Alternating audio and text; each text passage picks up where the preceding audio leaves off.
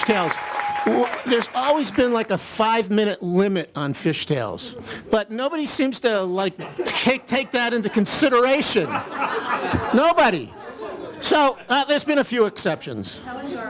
Oh, can you imagine Helen took that into consideration? Unbelievable. Helen is just amazing.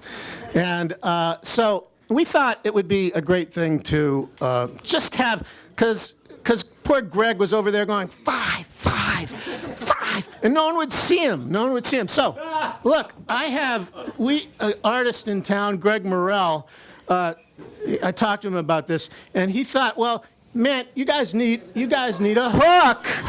You need a hook. Yeah.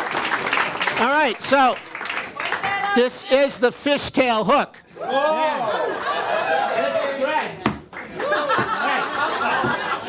Now, nobody mess with that hook. You got 5 minutes to tell a story. And if you don't, you got the hook.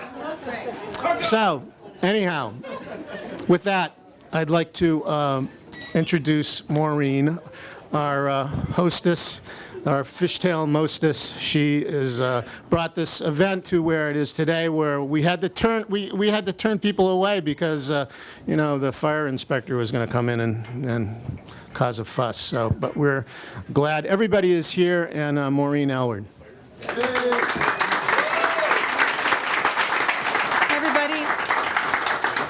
Thank you all for coming out. I always thank the audience first because it's wonderful to have you. Storytellers love an audience, and our audience at Fishtails is always just engaging, and also someone it's a trust. And so thank you for being here to listen to these stories tonight. They do come from the heart and soul, and it's wonderful to have you here, so thank you. I want to thank the Gloucester Writers Center for always supporting Fishtails. It's a wonderful partnership, and it's a great program here. Please take a look at the website to see what else is happening. It's fantastic. The Gloucester Writers Center is a treasure here in Gloucester and on Cape Ann. Next, I want to thank Ken again, Ken from Law and Water's Gallery.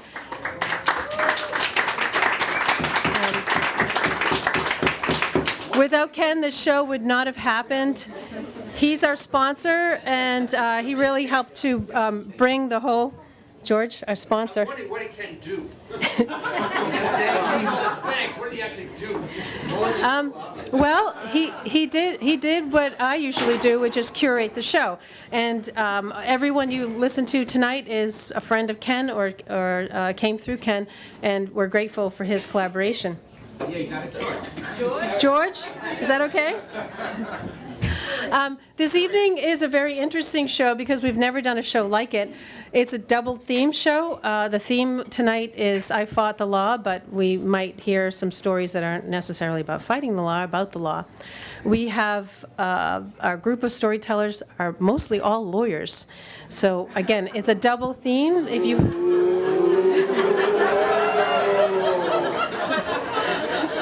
I told Bob Visnick, I went, Bob, it's all lawyers, jokes are welcome, but maybe after the show.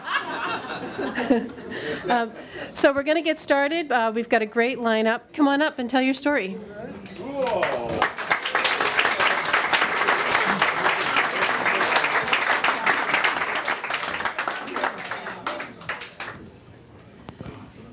So I grew up in the late 40s, 1950s, a Jew just after World War II. For me, the law was my father. And he had memorized the eye charts, so anxious to get into the war, to get into the army to fight the Nazis. They caught up with him in about a year, so that's how I came to be born in 1944.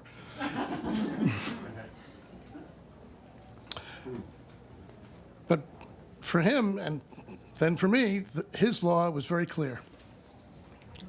Nothing German. I couldn't even ride in a Volkswagen.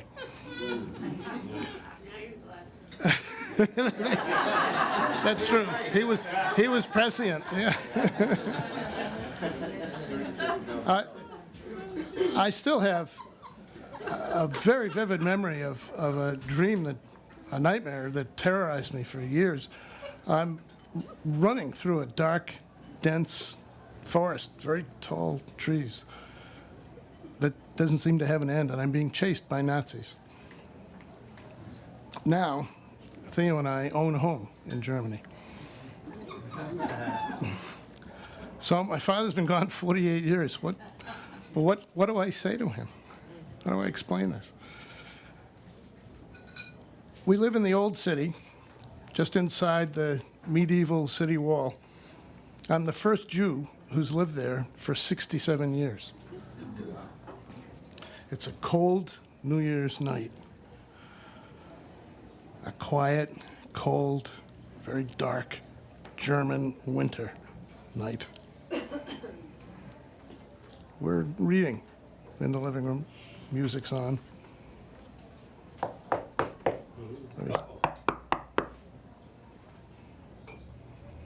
Naively, I open the door, and there is a very large man with an even larger coat wrapped around him, something bulging in the front. He opens his coat. Well, the bulge turns out to be a magnum of Riesling. So of course, I invited him in. Exactly. So Emil turns out to be a wine broker from the next village, Dienheim. He lives there with his wife. His wife's father had been the Lutheran minister in Dienheim, and his father had also been, before that, the Lutheran minister.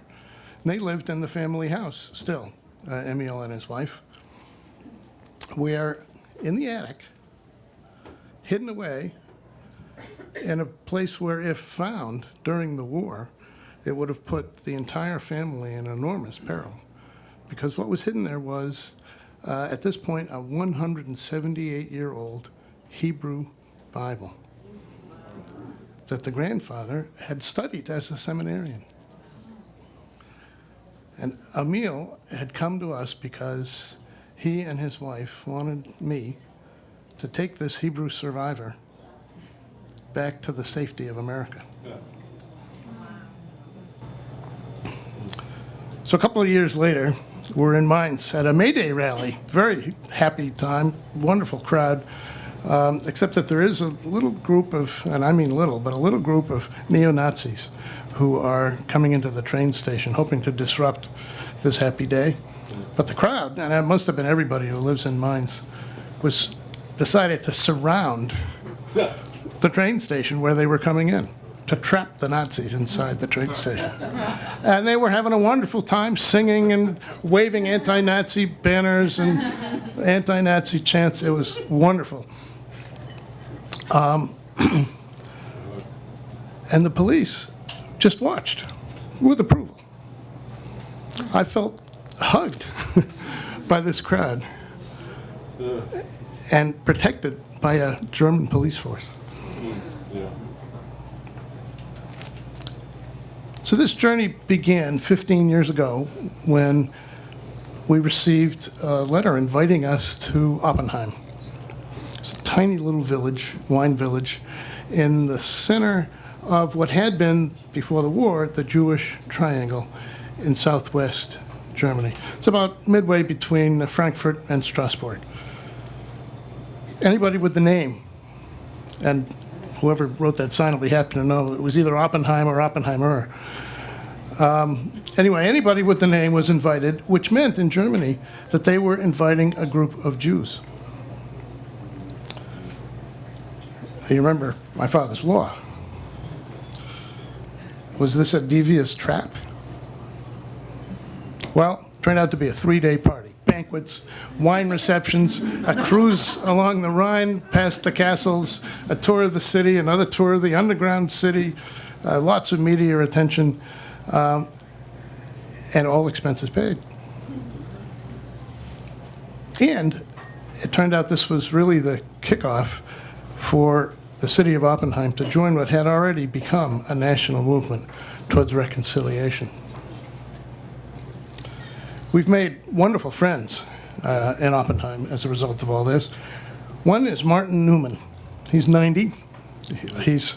He lives with his wife, still going strong out in California, but it turns out he grew up down the street from us in Oppenheim. Had to leave. He was part of the last Jewish family to leave in 1941. He was 15. We've also become friendly with his nephew, who's a filmmaker, and he was wondering with me, gee, I wonder what my grandfather, Martin's father, would wonder about a Jew coming to live in this city after all this time, and after all that has happened. And so, of course, I wonder about the cycle of welcome and pogrom. When Glenn filmed his Uncle Martin, he asked this question: do you think it's a good idea for him to be living here? Will they have a good time? Martin took a long time to reflect about this. That's a difficult question. I hope they will have a good time.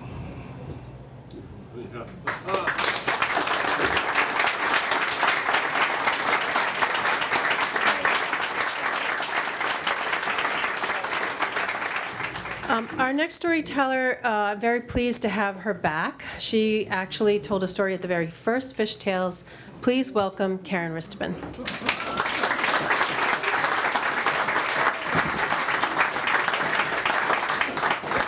It's nice to be invited back. Wow. Oh, so my story,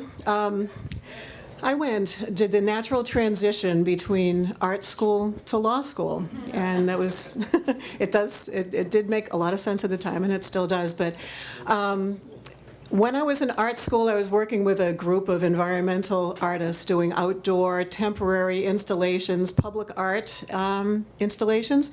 One was for Jubilee 350 in Boston. It was a water spout. And a whole bunch of people got together and made this barge with a secondhand engine that was really super dangerous, and it spouted water like the water boats, but ours had colored dyes and totally non-environmental friendly, whatever. We didn't know what we were doing, but we were hired by Jubilee 350 to do this thing. The other project was that we put up these large banners on the west wing of the Museum of Fine Arts when it opened. These banners were 100 feet long, roped down by cables that could have snapped at any time. So during this process of working outdoors, I got interested in who makes the rules, who's in charge, what's liability all about, what does that mean, and whatever. So that led me to law school and, found myself there and got hired by a firm in Boston. So fast forward to one of the cases that I ended up working on. We represented this guy, Terry Smith, I'll call him. And he was a steel worker, an iron worker. And he was on a big scaffolding in this building in Worcester County. And it was rushed through by the general contractor. And of course, the whole thing came crashing down one morning. And Terry broke both of his feet, totally permanently disabled as an iron worker from making a living. We took his case on, and I took all the depositions. So that was part of my job as a lawyer, to take depositions. I took the deposition of the main foreman on the ground at the time, this guy who was the main foreman for this big general contracting corporation, and his name was Bucky Mugford. And he basically said, it was that company, some other defendant, some other company, and it was locked in stone. It was in his deposition, black and white. So fast forward again, about a year later, the case came to trial in Worcester Superior Court. I'm trying the case, and with a colleague of mine who has him up on the stand cross-examining him using his deposition, and Bucky's saying, I didn't say that. I didn't say that. She intimidated me in that deposition. Okay, I'm at that point 8 months pregnant, out to here. And so my story is basically about where is the divide to the playing field. Where do you have an even playing field and when is it really even? So, I kind of think about that a lot. But anyway, I'm 8 months pregnant. And when you're pregnant in court, trying a case in the summer in Worcester County, which is not air conditioned, and this is 1980 something, and so I've got the 80s blouse on, with a thing, and I've got the 80s pumps on, and I've got the 80s suit on, and I've got, a belly out to here, and I've got the nylons on, the maternity nylons, right? So during the course of the day, you're up and down from counsel table to sidebar, up and down, like sidebar, doing the motions and, doing all the stuff that lawyers do in court. And eventually, over the course of the day, the nylons, these maternity nylons, very slowly start to do this over the belly. Very slowly. It takes like 8 hours. But so by the time we get to, a meaningful part of this day, they're down to here, and I'm feeling them up underneath everything. And, the baby's going, and anyway, so bottom line is that Bucky on the stand said she was intimidating me into my deposition last year, and I am just a wreck. And we won the case big time because I don't think the jury really liked what Bucky's act was, and so it was a win for the case. But anyway, the leveling of the playing field, who knows, wherever it is, it's all about your perception at one little moment in time and depending on what's happening. So that's my story.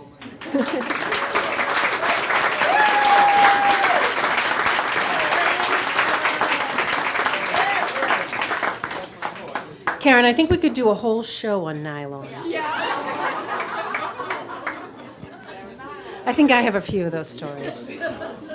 Our next storyteller is, I'd say he's a treasure and a favorite, and he brings a lot of levity to wherever he goes. I'm very pleased that he decided to tell a story here tonight, Bob Visnick.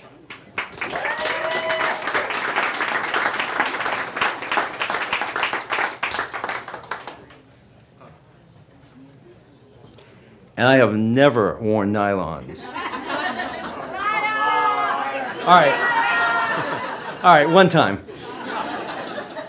So in my first job as a lawyer, I was in the Navy JAG Corps. And so that gives me the right to have a prop.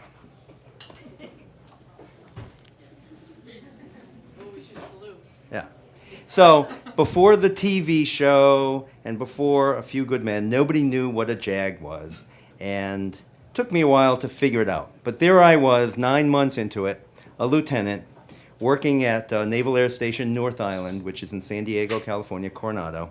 Beautiful place. And you kind of do whatever they tell you to do. And so for a while I was a defense counsel. For a while I did wills. And then I became a prosecutor. And so on a Friday afternoon, time of day kind of like this, I was told, all right, you're going to fly out and be part of a trial team, go out to the USS Independence, which is an aircraft carrier. And it was just finishing what's called a ship's life extendancy program. And it was coming around from Philadelphia to San Diego. You're going to fly down to a really, hellacious war zone. I had to go to Acapulco. And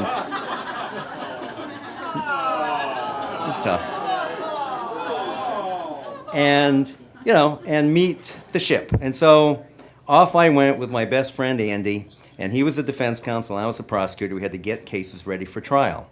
So we don't get all the memos, and we didn't get the memo that said if you're flying a military transport out of the country, you're not supposed to be in uniform. So we get in our khakis, everybody else is dressed like you guys, and we're sitting there, and it's a military plane, so I got an engine block in front of me, and I got rifles over here, and wondering why, why did everybody else not get the memo, and why aren't, they in uniform? But we land, and all the people not in uniform get to leave and go off in a bus. And they say, well, you guys can't go off into Mexico in uniform, so we had to get our gear, go back in the airplane, and change into civilian clothes and come out. And then our guests were this Jeep with a swiveling machine gun and all these federales. And I thought, geez, we're not in Kansas anymore. But we get in the Jeep, we drive about 100 miles an hour through all these curvy roads. We get into Acapulco, and we get to enjoy the beauty of Acapulco for about 4 hours. And then we get on a launch, we go out to the ship, and we get all these cases ready for trial. And some of them were pretty heavy-duty things, and there were assaults, and there were attempted murders, and there were stabbings, and, all of that kind of stuff. But the military has its share of, people who wouldn't really be criminals. If they were out in the civilian world, they'd be in college just kind of goofing off. They'd be smoking pot and, mouthing off to their superiors. So there was this one particular case that caught my attention that I'll tell you about. And it was, and this is not his real name, but Seaman Bartley. And Seaman Bartley was just kind of a wise ass, and he didn't really go for authority. And for some reason, the military is big on good order and discipline. And so I'm reading through the charge sheet, and it's, Senior Bartley, failed to go to his appointed place of duty, and, he told his chief to go screw himself. All right, that's charge one. And Seaman Bartley, pushed Ensign Smith and said, I ain't doing it. And, but there were two charges that caught my attention. So, Seaman Bartley is disrespectful to his superior petty officer by telling him, you were designed to be an asshole. And and I'm a prosecutor. I got to get this ready, for trial, and I couldn't quite figure that out. And the next charge was even, more egregious because I'm a Clint Eastwood fan, and he was charged with being disrespectful to Ensign Martinez by telling him, quit staring at me. Who do you think you are, Clint Eastwood? Fuck off. I'm like, whoa.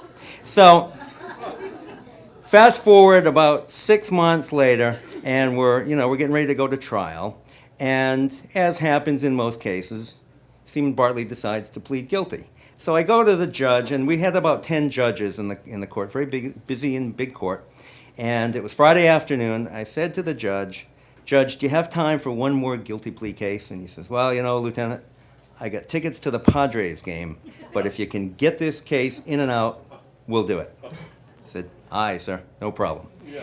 So Seaman Bartley comes in, and in the military, if you're going to plead guilty, you really got to talk about the case and admit all the elements of all the crimes in a great deal of difficulty. And Seaman Bartley did not do that too easily. So we'd go out, we'd come back in, he'd admit an element, he'd go out, talk to Andy about it, come back in. It took us forever, and I was getting really kind of, pissed off. I did figure out, though, what his charge about you were designed to be an asshole, and that was he was asked to go up, aloft and paint some rigging, and he had to go up in a bosun's chair, and he went up, and the chief petty officer let him down kind of hard, and he said, oh, geez, I hurt my back. I can't do it anymore.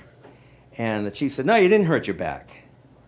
And Seaman Bartley said, well, I did. I hurt my back. He says, no, this chair is designed so that you can't hurt your back. And, of course, Seaman Bartley said, well, if this chair was designed so I can't hurt my back, you were designed to be an asshole. So I figured that one out. But then the judge was chafing, we're going on and on and on, and judge needed to get to the game, so it's time for the sentencing argument. The kid was only looking at 6 months of confinement maximum. We were at a special court-martial, and I get up and I tried to, channel Clint Eastwood. And so I said, I know what you're thinking, Your Honor. Should you give him 6 months or only 5? I said, well, to tell you the truth, in all this excitement, I lost track of all his crimes. But he's really asking Judge for the maximum. So go ahead, Your Honor. Make his day. And that's my story.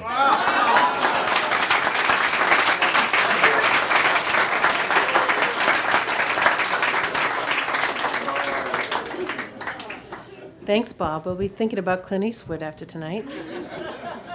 Our next storyteller is a poet and also a lawyer, George Sibley.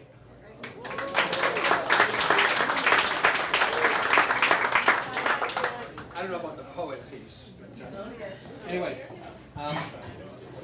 I'm George Sibley. I'm a lawyer here in town. I never quite got it straight what the theme of our stories tonight was supposed to be. So here goes. It was one of the smaller commercial fishing vessels in port, well designed, with a sharp bow and a trim, expressive aspect. This little dragger was fished single-handedly by a young fellow with, however, a drug problem. Whatever money he made fishing the boat went up his nose. When the boat's debt came to a client of mine and did not get paid, I was called in to collect it. Now, the federal court has an effective procedure which, through the U.S. Marshals, allows a debtor to seize a vessel and have it held until the debt is paid or the vessel is auctioned. So I trundled up to federal court in Boston and had the judge approve an arrest of the boat. Once a seizure is performed by the marshals, they turn the boat over to a custodian, usually a local boatyard, for safekeeping. In this case, I had arranged for the Cape Ann Marina to serve as custodian. Cape Ann Marina is, of course, located on the Annisquam River, up past the Cut Bridge. The little dragger was berthed at the State Pier in the harbor, so it had to be moved through the cut to the marina. At this particular time, the Cut Bridge was under repair, and a temporary bridge was in its place. This temporary bridge did not open, but was a fixed span. Boats with masts of appreciable height, such as our little dragger, could only fit under at low tide. By the time the marshals left and the custodian was to move the boat, the tide was wrong. We'd have to wait and do it the next day. My client was concerned that the fellow who owned the boat might try to take it back and abscond with it if it weren't secured. So someone would have to stay aboard and watch it overnight. I thought, what the hell? I'm a full-service lawyer. I'll stand guard. There are two things I remember about that experience. One is that the boat's cabin, where I spent the night, was distinctly in the bottom tier of fishing boat cleanliness. As one who spent a bit of time on fishing draggers, I can say that fishing boat cleanliness is a category heavily weighted toward the bottom of the scale. It was filthy. The other thing I remember is the book I read that night in this fetid hole. It was Fred Exley's A Fan's Notes, which a friend had given me. This is one of those one-off books, being the only work of real merit by the author. It's a memoir of a slacker period in Exley's life. It's a bit like Catcher in the Rye, moved from the 1950s to the mid-60s. But things haven't worked out quite so well for this Holden Caulfield character, Exley himself. This protagonist is not some smarty-pants Salinger creation, just slumming it. No, this guy's going to seed. Pick it up if you get a chance. In any event, dawn comes, I emerge from the fuggery, the tide has dropped, and the men from Cape Ann Marina arrive to take the boat through the cut and up the Annisquam. I was to stand by as the boat approached the Cut Bridge to be sure her mast would clear under it. By this time, the owner of the boat, in full cry, also arrived at the bridge. And yikes, it appeared that the tide, though low, wasn't quite as low as we'd hoped. Some protuberance atop the mast struck on the underside of the bridge. The boat owners' roaring oaths, "You're wrecking my boat!" could be heard above the shrieking of dragging metal. The masthead bowing as the boat's engine powered the way through. At last, with a great trembling boing, boat and mast emerged on the other side. The little dragger then proceeded to her new court-ordered berth, and I home to bed.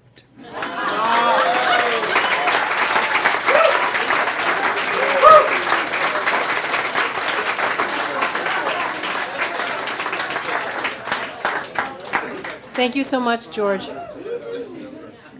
Our next storyteller is Trisha Johnstone. Come on up.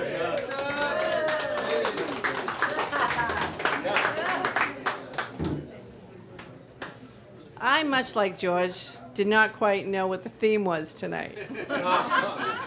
But I was told it was inspirational stories from us in the law and lawyers. There were so many. But I haven't heard any, though yours was quite good. And I was also told no notes.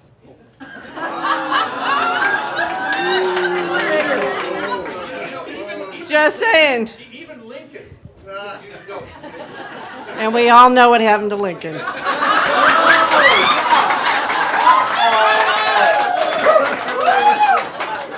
I am like an Ed story, my cousin Vinny, and the references there, though mine will not be quite as graphic because my mother is here.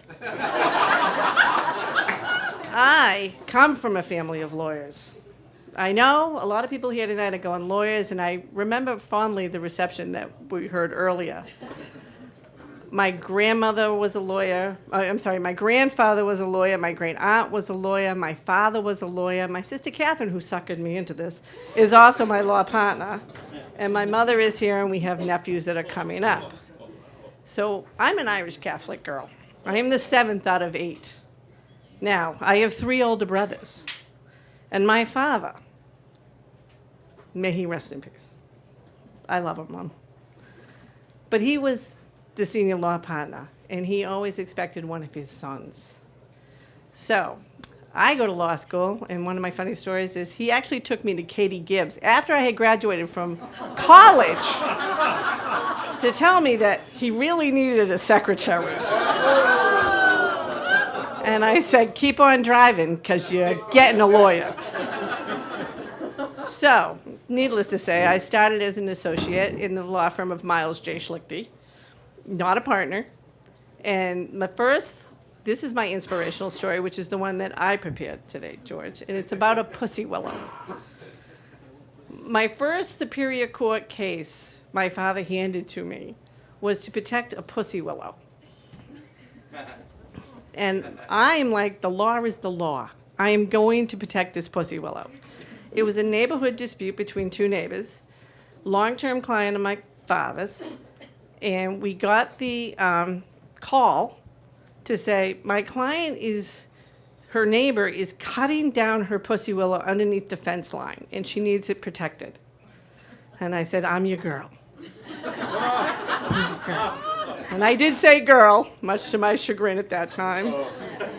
And I went, and I'm sitting, and I'm in my Ann Taylor suit, navy, pristine, it's, my heels, my nylons, which, yes, we could do a whole story on nylons, my white shirt, and I'm sitting there, ready to go. And then I hear the case before me. And it's a very serious case, a woman that had been a young girl, who had been injured on a playground. And it was a multi-dollar recovery because she had suffered severe brain injury and would never be able to function on her own. And I'm getting smaller and smaller in my seat as I'm there to protect the pussy willow. And, there's the big Boston law firms and the judge, and they're setting up trust funds, and the multi-million dollars is going to be set aside for this girl's appropriately care. So I get called, and at this point, my Ann Taylor suit, I'm sweating. I'm nauseous. I don't know what to say. So I say, Your Honor, I'm very sorry, but I'm here to protect the pussy willow. And this is the story. Judge Whitehead turned to me, looked down, and said, you should never apologize for a good legal argument. Yes. And he protected the damn pussy willow. Yes! And that is my story under 5 minutes.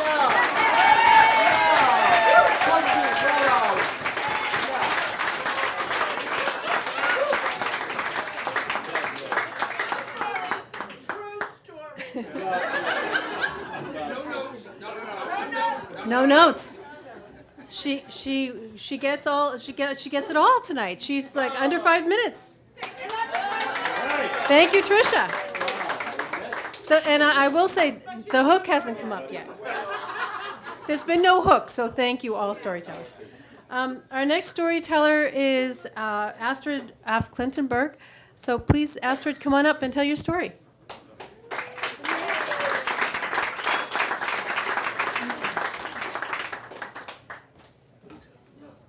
You're a cunt! And your mother's a cunt! Yeah! My mother's dead. Your dead mother's a cunt! Yeah! I bet you can guess that's not the beginning of the story. Nor is it the end. As a public defender, I actually, along with my boss, Dave, who will be on after me, we are often asked to take on difficult representations. Difficult because of mental health issues, difficult because of societal issues, difficult because they're just difficult. So this guy has gone through one attorney already. He did not believe that this attorney was zealously advocating for him. He was concerned that perhaps she was hiding evidence from him. She wasn't showing him all the discovery. She was too timid. All that. I will say she was actually a very good lawyer. She is a very good lawyer. I know this woman very well, but she was very sweet. She was a sweet disposition. I got up to speed on this case. She gave me the rundown of what was going on, where we were. This guy was held pre-trial on a Superior Court case. During that time, he picked up another case, assault and battery on the corrections officer and malicious destruction of jail property. So I go in back, armed with all the information that I have. I feel that I was probably charming and engaging. I do not think that I was sweet. I think I probably said fuck about 36 times in the first 5 minutes, and I probably referred to myself as a cunt. So, see, I did start it. In the course, over the next few months, he and I met a bunch of times at the various jails which he was shifted to. He was a very suspicious guy. He was very concerned about the Superior Court case that he was facing. It was huge time that he was facing. The case that I had was what we would describe as a dipshit case. Not a lot to do.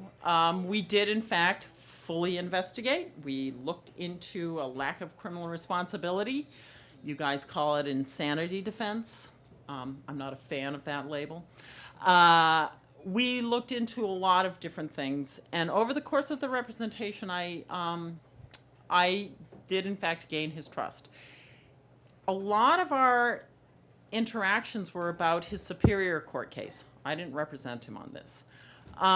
It was a couple of different cases, drug cases. There was all the Annie Dukin stuff that was involved with this. There was a whole bunch of other things. Very interesting motions that were being filed, actually, a lot of legal stuff that looked really great.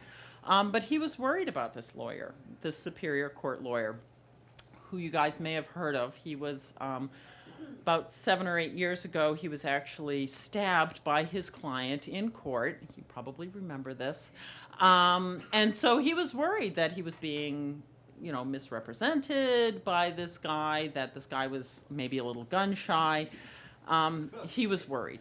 And I reassured him. I said, look, this guy is a great lawyer. I talked to other people. They all say he's a fabulous attorney. He's really terrific. He's, zealously advocating for you, which is our mandate. Our case, unfortunately, was not a great case. We, as many jail cases are, there's a lot of video, so it showed exactly what was going on. And it was a plea.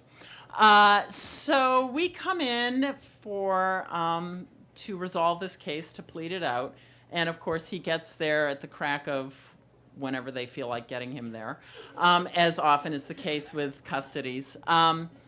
And when he comes in, I'm waiting for him. He comes in, and I kind of notice that he's a little off. There's something about, his energy. They put him into the cell with a bunch of other guys, and I go in and talk to him like this.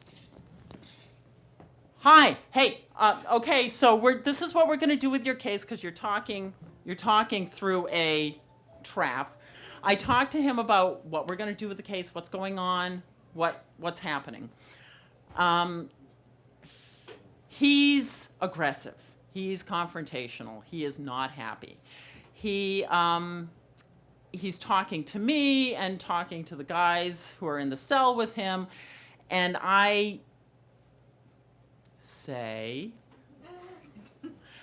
listen, buddy, over here, talk to me. Don't be playing to the audience. So when you say something and you know almost immediately that this was the wrong thing to say? So he's off to the races. You've got to withdraw. You're a bitch. You're a this. You're a that. You have never been representing me. You're selling me out. You're this. You're that. You have to withdraw. I'm going to tell them that you've been trying to convert me to Quakerism.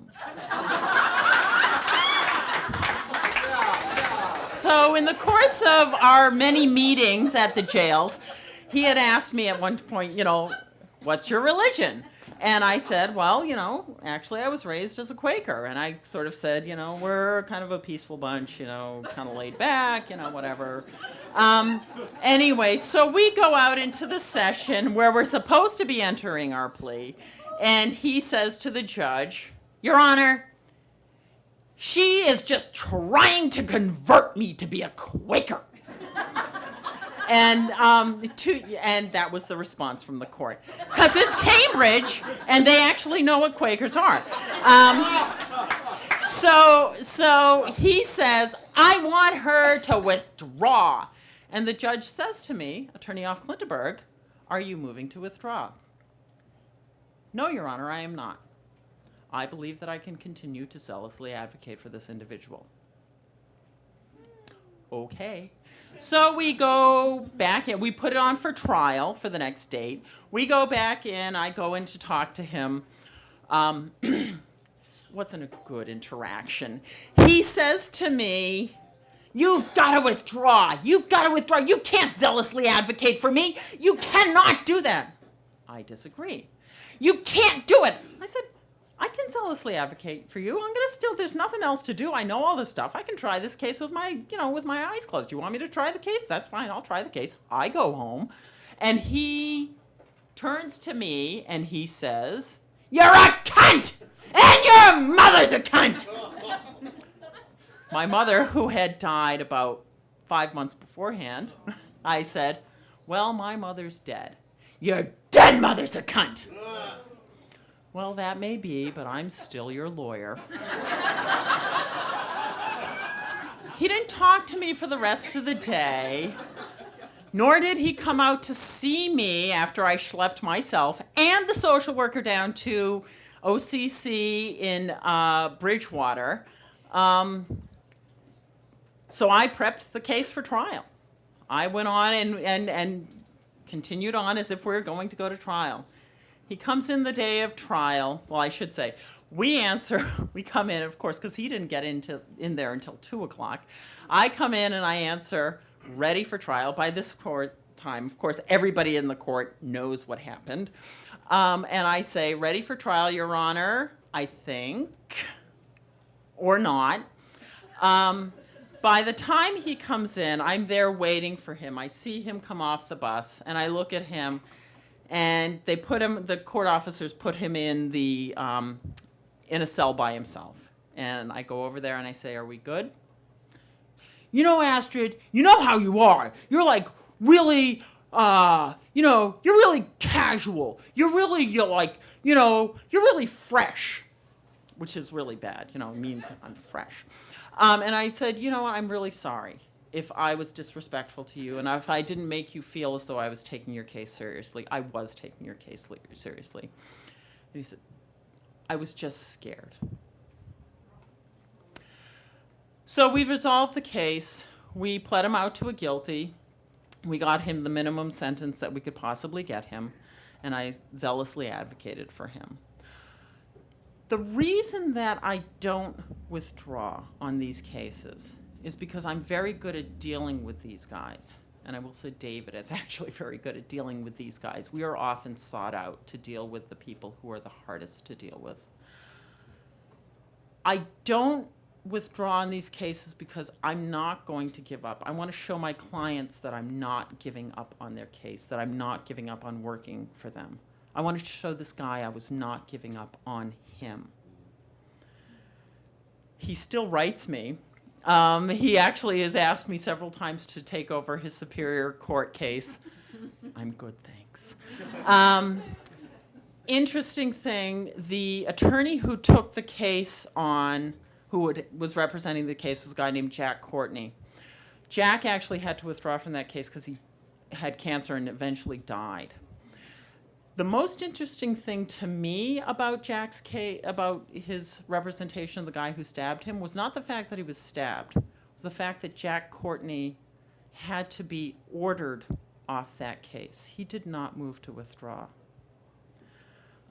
If I were an epitaph girl, I'm not, I'm an eco-burial girl, I want to be composted. If I were an epitaph girl, what I would want my gravestone to say is, you're a cunt. And your dead mother's a cunt. That may be true, but I am still your lawyer.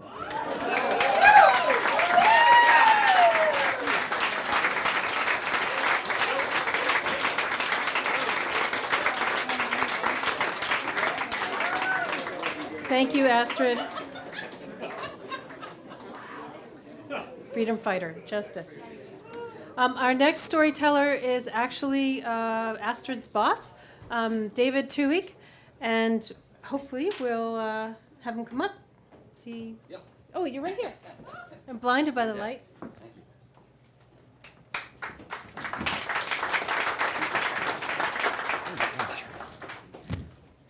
Thank you. You know, some people to say if you're going to tell a story, you really don't have to swear. I was thinking of Astrid's story. Of course, I think that's a load of shit. You can't move anymore with that. Okay? Oh, You're I tied in. apologize. Should I? I apologize. Before I start, this weird thing happened. I hope I look all right. I was leaving the house to come here tonight, and I asked my daughter how I looked. And she looked at me, and she says, well, you kind of look like that old man from the movie Up. What the hell does that mean? Anyway, my story is about my dream job. My dream job was always to be a public defender, a full-time public defender. And that's a lawyer who represents poor people, people who cannot afford an attorney. And I always pictured myself as, I was influenced by that movie, A Wonderful Life, Great book, and then a movie with Gregory Peck, who played Atticus Finch. I loved Atticus Finch. I wanted to be Atticus Finch, or at least a shorter version of Atticus Finch, one with a Boston accent. But, that was my dream job, and I became a public defender. My wife, or back then my fiancé, also had dreams. And some of her dreams were to be wealthy and to marry a rich lawyer. So you can imagine how she felt about my career choice. Anyway.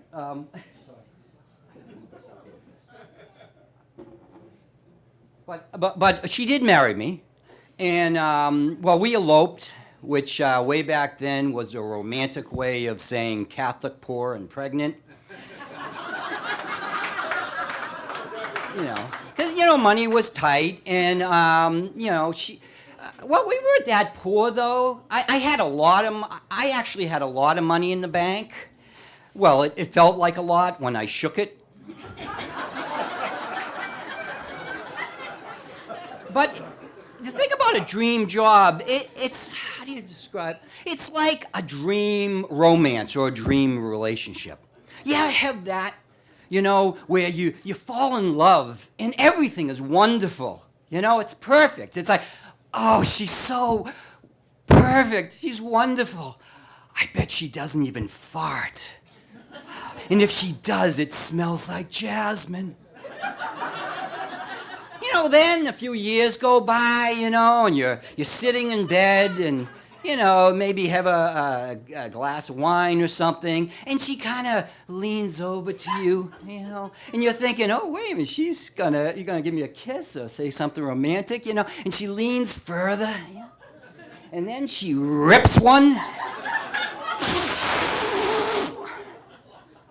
That's what happens to a dream job. It seems to change over time. And I'm not saying my job isn't exciting and has challenges. I mean, I get to prepare a case from beginning to end, investigate it, and it's a rush, And what else? I get to argue in front of juries. And I get to figure out how, with a shitty paying job, I can pay off $100,000 worth of student loans. It's great.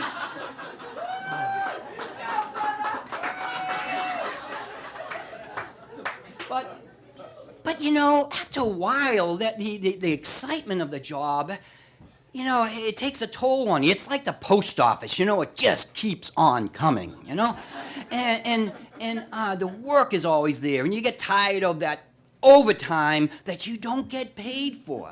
And then you have regular life's problems, you know those, And sometimes you get depressed. And that's what happened to me.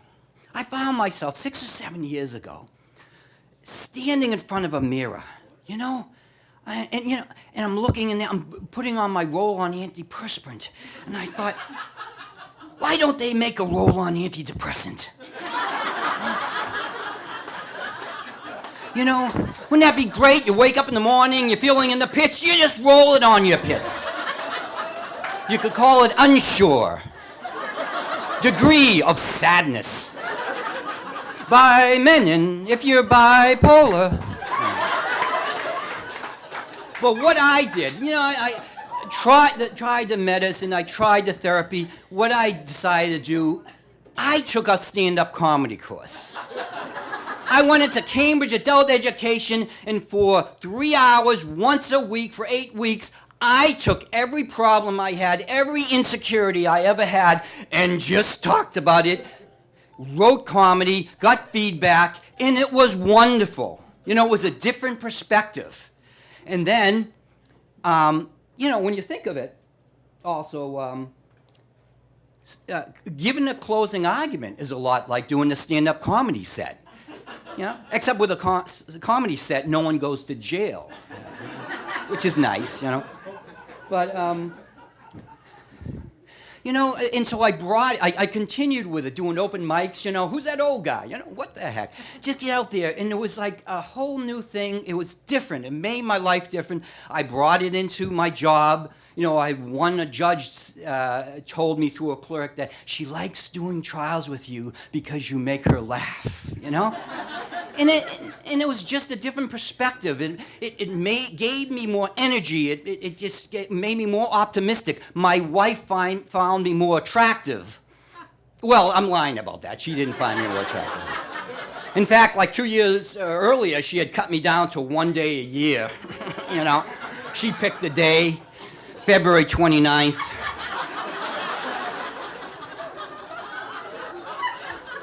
So let me just close by saying, I dreamed of being Atticus Finch.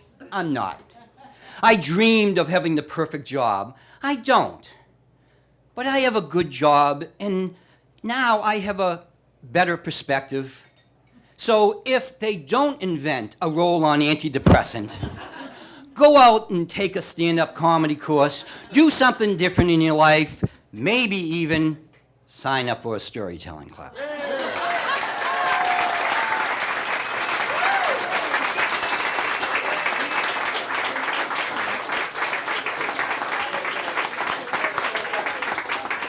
David Tuig. I really like the roll-on antidepressant. You got to take that one home and share that. It's brilliant, brilliant stuff. We're at our last storyteller, so again, thank you for coming. And before I invite Jimmy T, our storyteller in residence, up, I just wanted to mention our 2 upcoming shows. Our next one is going to be December 4th at Cape Ann TV Studios. It's a best of show. It's a kind of a small space, but we'll have more information on the Gloucester Writer Center website and in our blasts, so please sign up for it. The theme of that Fishtails is what else but television. So we're going to be at the TV studio. And our first show of the year, sometime in the middle of winter, is going to be Tattoo Show and Tell. We're really excited about this one. We're filming that one, obviously. So if you know of someone, if you have a tattoo and you have a story about it, if you know someone with a fabulous tattoo, please get in touch with me.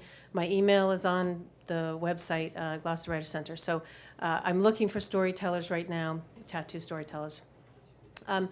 Please welcome Jimmy T. Again, he's our storyteller in residence. He'll be our last storyteller. Jimmy, get on up here.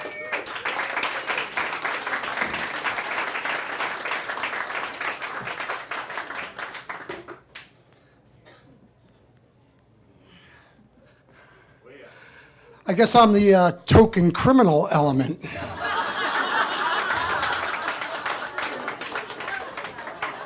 And thanks for putting on behind a professional comedian. That's a great act to follow.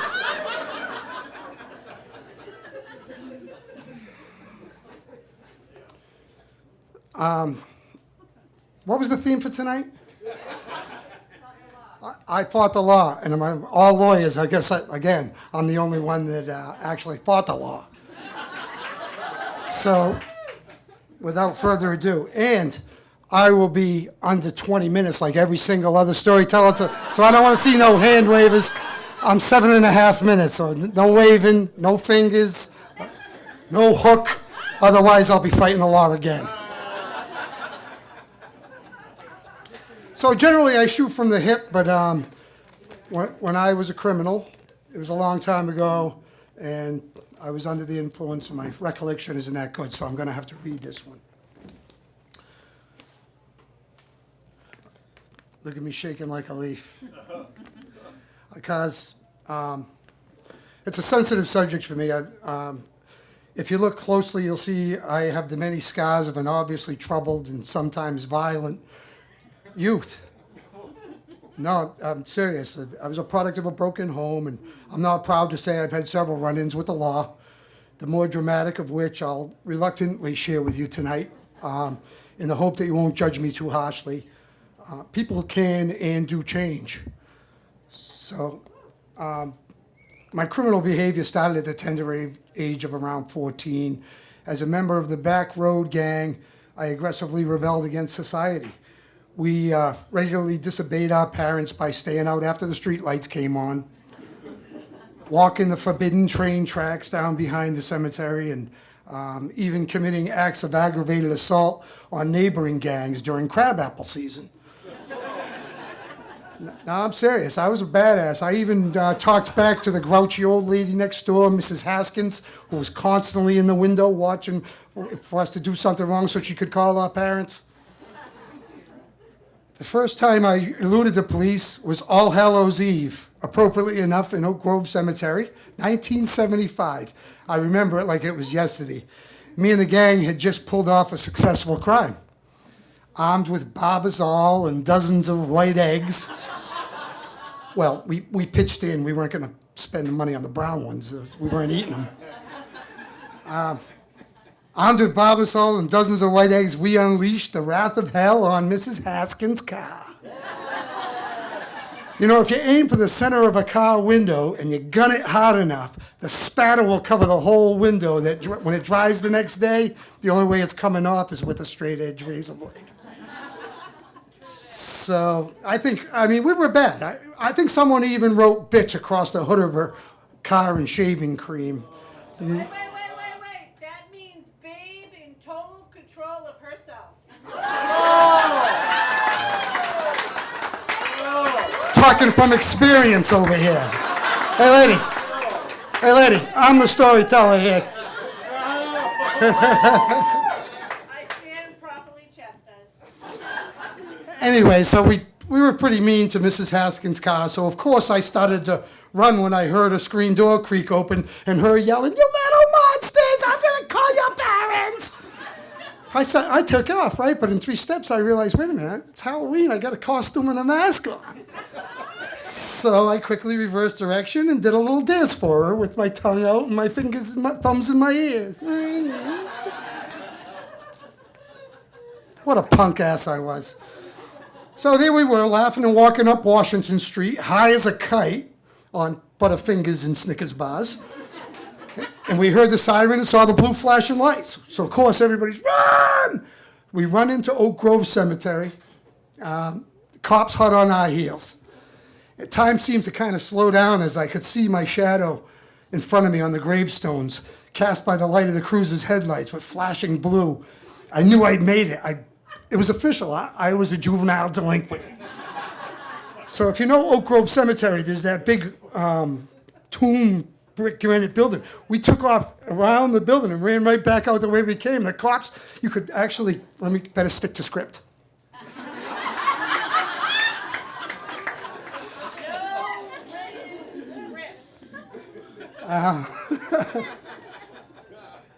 Cop car. Oh, yeah. We could hear the dirt and gravel shooting up from the spinning wheels of the cop car, but the corner was too sharp for the cruiser to make around that building at a high speed, so they had to slam on the brakes and grind to a halt. Our hearts were beating a mile a minute as we raced around the corner at George's Coffee Shop, flew over the train bridge on Centennial Ave, faster than Huckleberry Finn running from Injun Joe. We ducked into the first parish cemetery and hid amongst the 300-year-old ghosts.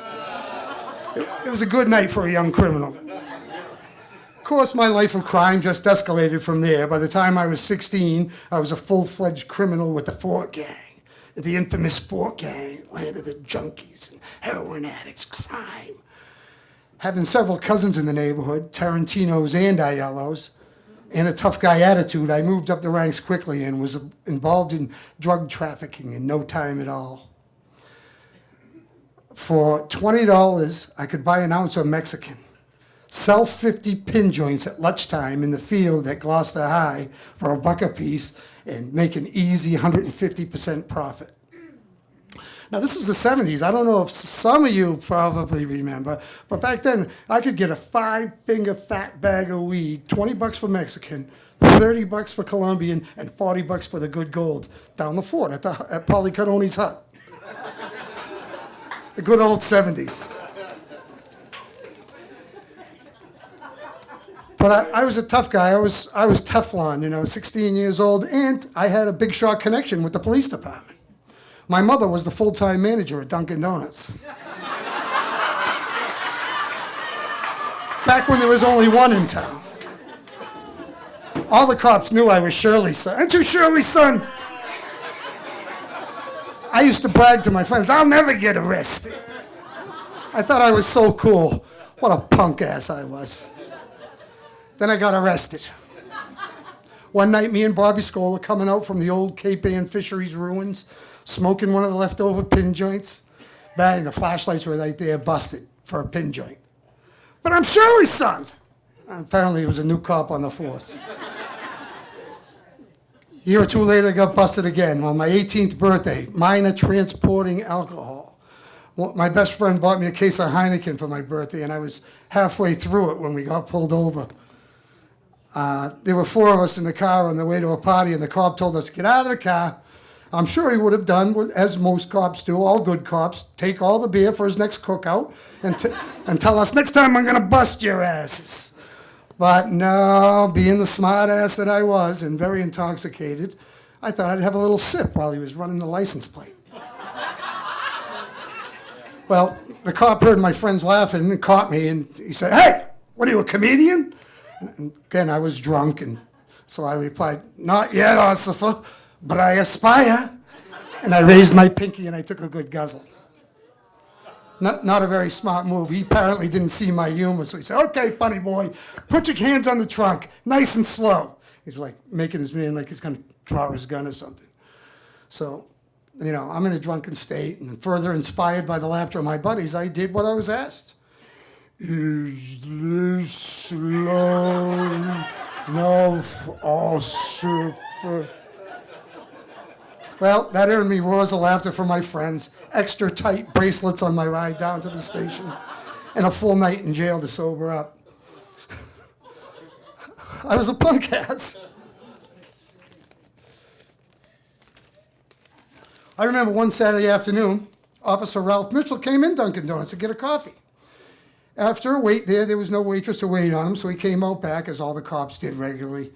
Still no waitress. So he comes all the way out back where Shirley's usually in the office. And, get back to this. Oh, yeah, so he's suspicious. He comes all the way back. He's looking around, he's finding nobody.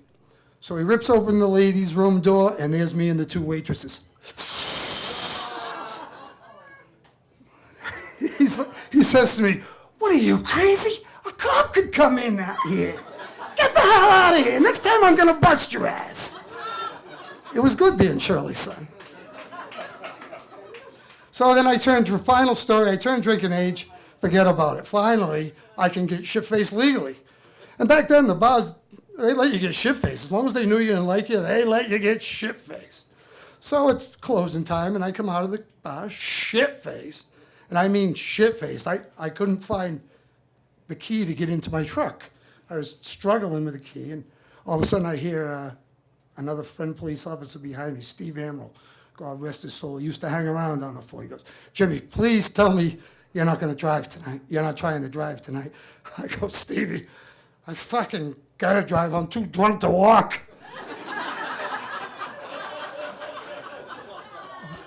But the sense of community back then was special, so Stevie laughed at me, gave me the nod to the passenger side gate in, and he gave me a ride home. Listen, there's a moral to my stories. Don't be a punk ass, unless you're Shirley's son.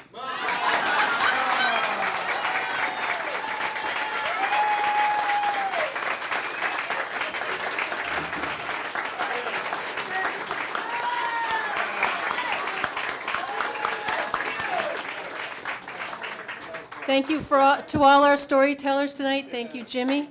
And please come to the next show. Good night.